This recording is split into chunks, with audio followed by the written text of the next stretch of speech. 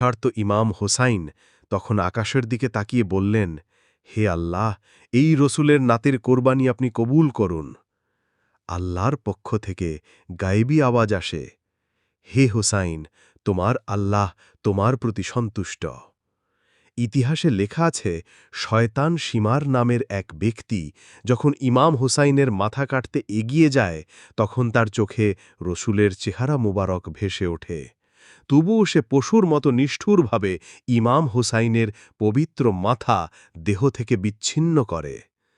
এদিকে আহলে বাইতের নারীরা কান্নায় ভেঙে পড়েন।